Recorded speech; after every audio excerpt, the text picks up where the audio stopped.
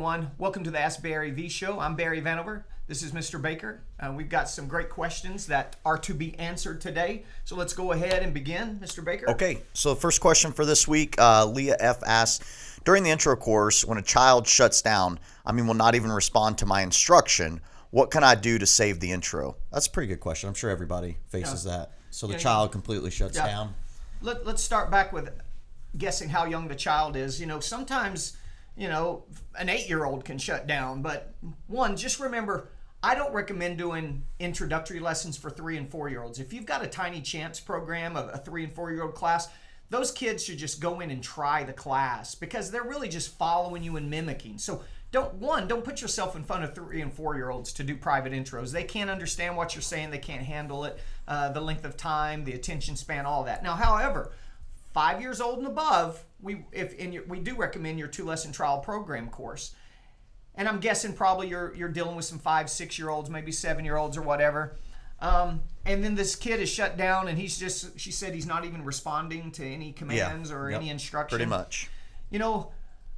Going back is first make sure you're the best instructor possible, because a program director that's doing these 2 lessons needs to be an instructor as well. They don't have to be a world-class instructor to be a great program director, but they do have to know some fundamentals, like make sure they're applying mirroring and make sure they never ask a child to define a question. You always define it and then ask them what the word is or so forth.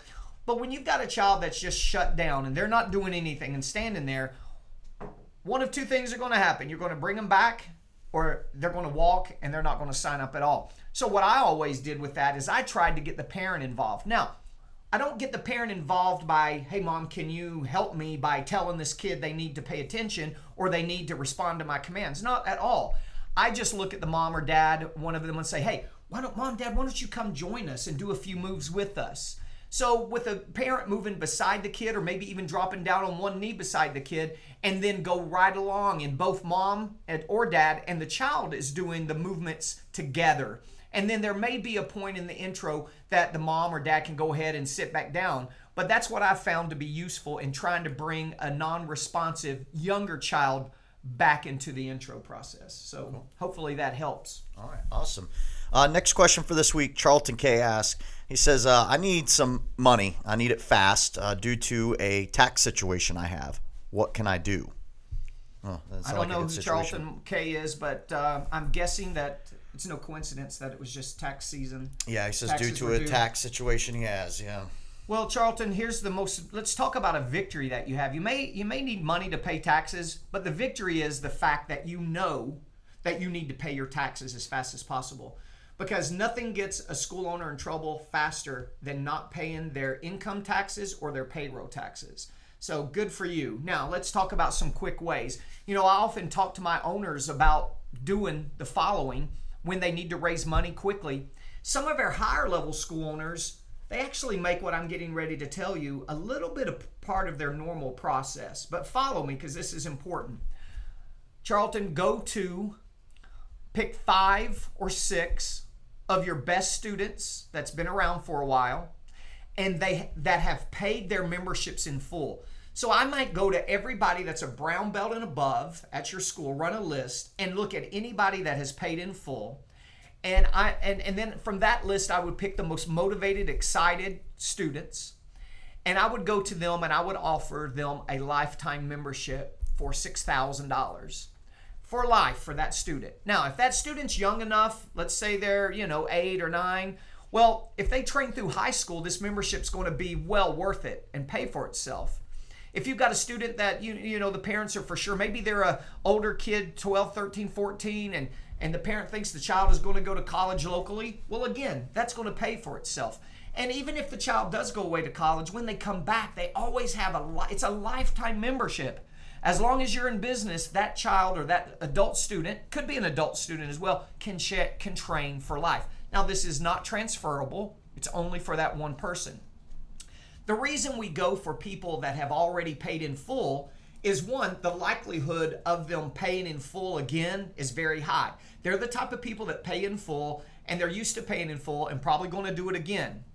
And the fact that you picked brown belts means that their membership is going to be over probably in 12 to 18 months anyway. So if the child's really, really interested, maybe they're on your demo team, maybe they're in your competition training program, this could be a real savings for the parent to pay in full. Okay, so I've had a lot of owners raise a lot of money with this concept. Now, what you don't do is abuse this concept and try to cash out tons and tons of people. Cash out only it's not cash out. It's offer the lifetime membership to only enough people that will pay your debt. Now, going back to what I mentioned of some owners use this periodically. If you're going for this type of person, a paid in full person that is really into your school, like an AA plus student, there's nothing wrong with going to a few of those a few times a year. Every 3 or 4 months, you go to 3 or 4 of them and you offer a lifetime membership. You would end up making $30, $40, $50, $60, $100,000 a year, depending on how big your school is, going to these people and offering these lifetime memberships. Because the truth of the matter is, how long are they actually going to train? They're not, and if they do train, if a few of them do train for 15 years, so what? Great. They're going to be a big asset to your school.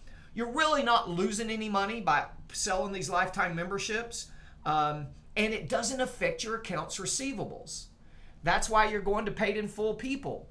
It doesn't fall off. If you went to 10 people who's on monthly memberships and you sold them lifetime memberships, your billing check drops the next month. This way your billing check, your accounts receivables never drops. It's always a net positive situation in your cash flow. So that is probably the fastest way that I can think of to raise some cash for anything, especially to make sure those taxes are paid for. Paid. All right. Our next question for this week comes from Dallas L. He asked, he says, I'm having to do introductory courses and teach classes. We hear that a lot. I have instructors to help, but I think I need to be on the floor as much as possible. What can I do to manage this situation? So Dallas is both doing intros and probably is the head instructor. Sounds like it. The owner of the school. Yep. Doesn't want to leave the classroom floor, probably afraid that his retention will suffer. Mm-hmm. I don't know how many intros you normally do during the week, so you be the judge of that. But instead of bouncing back and forth and going, I'm going to do this intro, and then I'm going to have my staff do the warm-up, then I'm going to jump into class, then I'm going to let the staff in the last 10 minutes while I start another intro, an L1, L2, or an upgrade conference, that's going to make for a hectic, crazy day for you. What I would recommend is if you still want to have a presence for all your students, let's do this. 1 week, on Monday, Wednesday, and Friday, you be the head instructor. On Tuesday, Thursday, Saturday, you be the program director. The next week, flip-flop it. Monday, Wednesday, Friday, you're a program director. Tuesday, Thursday, Saturday, you're the head instructor. That way, all your students see you each week, and you have days where you stacked up your L1s and L2s, you stacked up your enrollment conference, your upgrade conferences, so you can focus on the job at hand and it doesn't physically, mentally wear you down by bouncing back and forth every day. So I think that would probably be a great place to start. Yeah, that's great advice. Our next question, that was a good answer, wasn't it? That was really good. Yeah. I got chills just by how awesome of an answer that was. Jim R. asks, he says, sometimes in my kids' classes, I have trouble focusing the younger kids, and it is distracting to my older ones. How should I correct the younger kids' behavior? Sounds like Jim has all age kids classes. Maybe so. Yeah. So Jim, listen. Here's the age breakdown that we recommend: 3 and 4-year-olds train in the same class. Okay.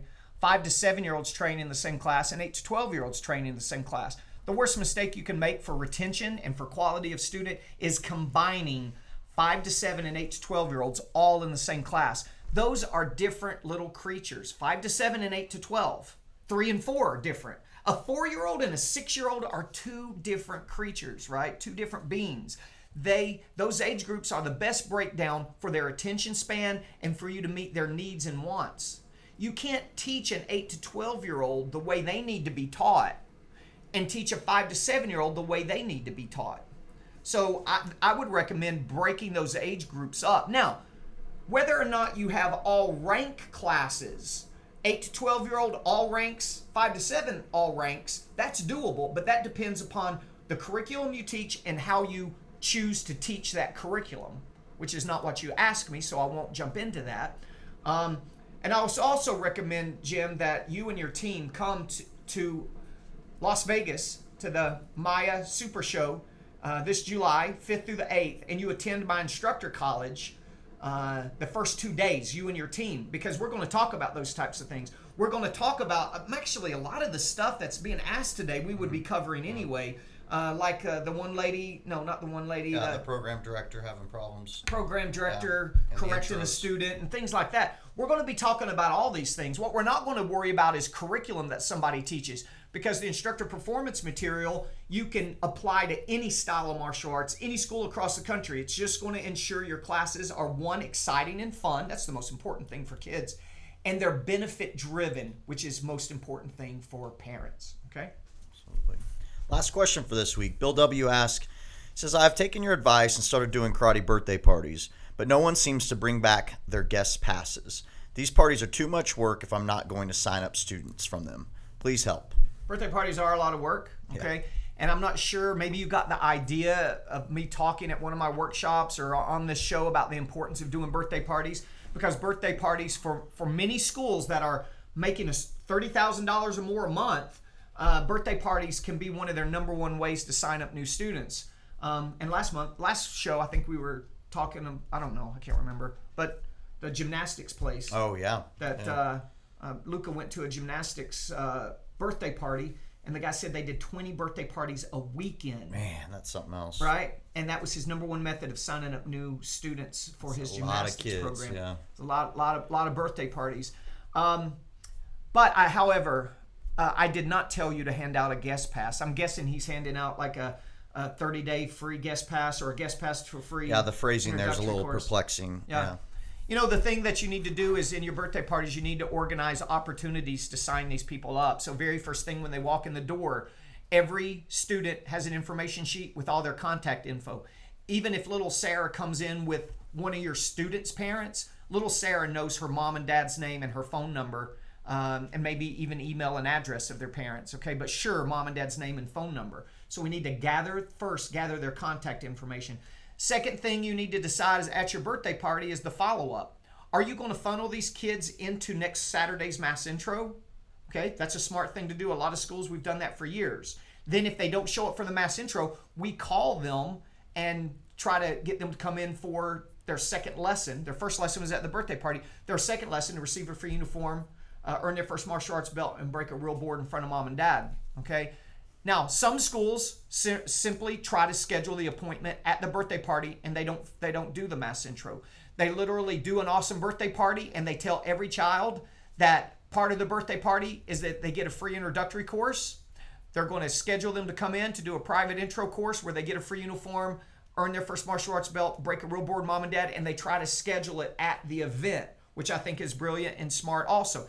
Anybody that didn't schedule, then you've got their contact information to call and follow up and try to schedule it.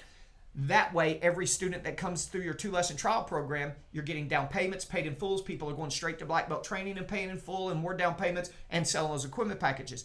Very smart. Either one are great concepts. But the point is you need to have a method that you're using.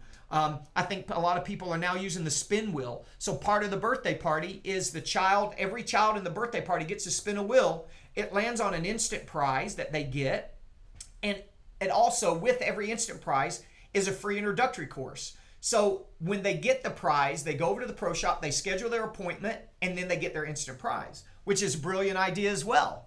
So you got to do more than just hand them a free introductory course card or a free VIP membership or a free guest pass. It's got to be more follow-up for that to happen.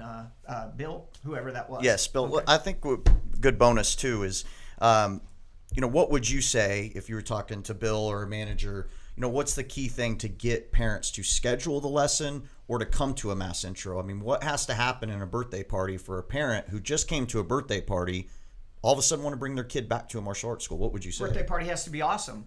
It has to be fun, has to be exciting. The introductory lesson has to be engaging for them to want to do more martial arts, more karate, see the benefit. So, every birthday party should start with some cool martial arts games.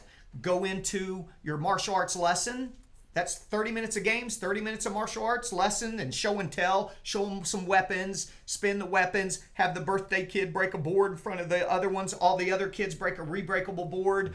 And then you got 30 minutes of cake, pizza, ice cream, opening presents, and so forth. That's a quick hour and a half, boom, birthday party. And it's exciting. I know that now that I have a son old enough to go to birthday parties, just how lame a lot of birthday parties are. Chuck E. Cheese is actually lame if you take away all those machines everywhere. There's no structure. The gymnastics party that my son Luca went to, really, the kids just literally ran around and played. There was no structure whatsoever. So birthday parties sometimes can be really lame. A martial arts birthday party should be super exciting. You should be getting referrals from the parents that come. The parents that come to your birthday party should remember that and go, you know what, I want to do a birthday party for my kid next time, a karate birthday party. So, you've got to make sure that party's the awesome as possible. Very nice. All right, that is it for this week's questions. Well, since we talked about birthday parties, I wanted to make the birthday party tip brought to you by martialartsmarketing.com. I wanted to make it the Kickin' Birthday Party marketing card. So every school should have these cards. Every new student that you sign up should get a free birthday party. Okay? So the day they sign up, you go ahead and schedule them and give them their first birthday party free. These cards should be available to your students to pass out to their friends. You should be passing these out at your promotional booth, right? You should be having birthday parties on advertisement on Facebook. So, by the way, let me plug Online Igniter. We just put up our birthday party artwork free for Facebook on our Online Igniter program and wrote the ad for you. So if you guys are having trouble coming up with content or knowing how to run your social media, check out our Online Igniter program. It's at maonlineigniter.com, and check out all the different stuff that we're providing for schools there. It's a $97 a month, and it's month to month. You can cancel anytime you want, but you won't want to cancel too much great content. That's going to save you so much time on there. But however, back to martialartsmarketing.com. These birthday party cards, they've got tons of different versions of them, and I suggest you have these at your school, every promotional booth. Every time you get a chance to pass these out, make sure you have them available. You can't pass out marketing materials that you don't have, okay? So make sure you get those in stock. That's it. What else? Any other announcements? Nope, that's it. We got the Vegas Instructor College coming up. That's awesome. We're going to be doing a marketing and sales workshop in Chicago coming up later on this summer. Right, I think that's it. All right, guys, we'll see you next time.